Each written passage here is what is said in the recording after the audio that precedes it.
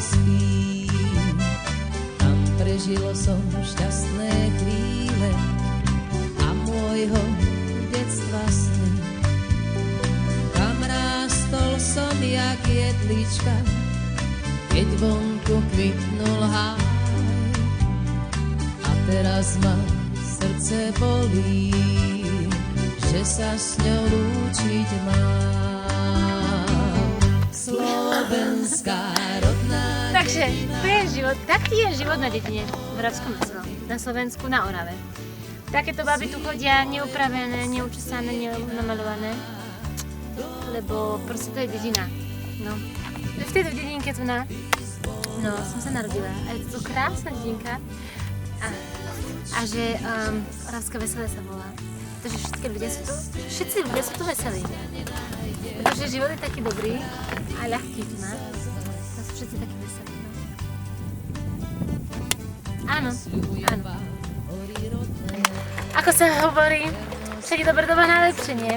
Tak pre mňa je najlepšie tu na Oravskom Veselí. Ale viete čo, to som musela povedať, že si neuvedomujete ani, že čo máte za krásy doma. Pretože tu vyrastáte, nie aj všetko. Takže to je také, že normálka, nie? Ale keď som išla preč, 4 roky som tam bola, tak mi proste začalo také chýbať a som si uvedomila, že čo to za krásy mám doma. A teraz keď sa vraciam, tak vidím za každým, že je to naozaj krásna príroda a som veľmi rada, že som tu vyrastala. A odporúčam všetkým, nech tu vyrastajú. Nech točia takéto skvelé videá.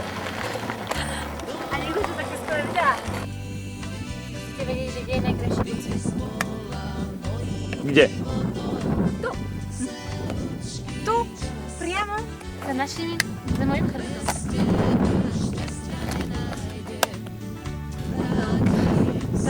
Toľko k textu. Takže ja som chcela povedať toľko, že predtým, keď som bola doma, tak sa mi toto všetko páčilo, hej, lebo to je také krásne, že tu je len príroda, kľud, nie, máte tu pokoj, môžete tu proste robiť, čo chcete, len lebo je to také, nie na to priestor, hej, v meste na to nemáte čas, musíte niečo iné robiť furt, nie, a máte plno aut, plno domov, všetko možné, hej. No, ale to žralo nervy, pretože to nie sú možnosti žiadne pre mladých, že proste nejaké krúžky, nejaké možnosti, no žiadne, no čo? Žiadne, hej. Takže preto som chcela stále odísť preč a byť preč tu odtiaľ, tieto diery a neviem čo všetko. Ale potom keď sa tak prejdosť v takom meste, tak potom to príde všetko, že to je také drahé. Tak som každým dňom som zisťovala, že to naozaj mám veľmi rada, mám tento kút krásnej prírody, krásneho sveta. Že teraz už viem som, že čo mám sa pokatovanie.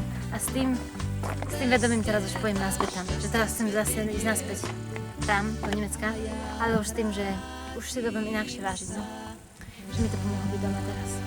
Bol to taký úplne iný pocit, keď som ma teraz doma predtým.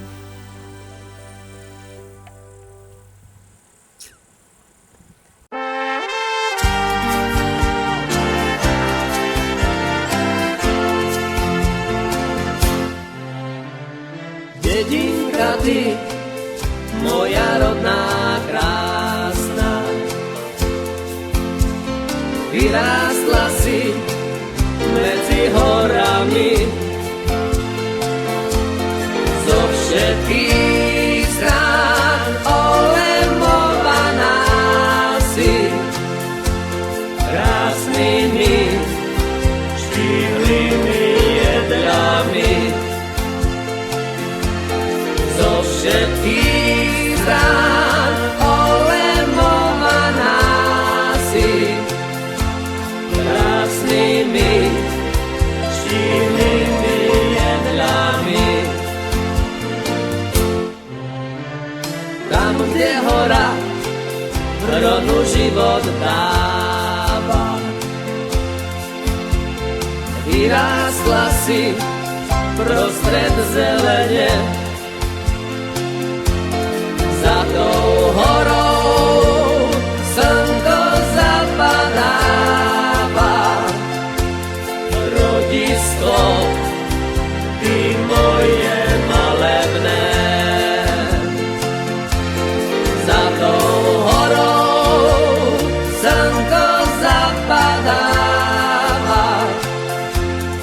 rodisko, ty moje malebné.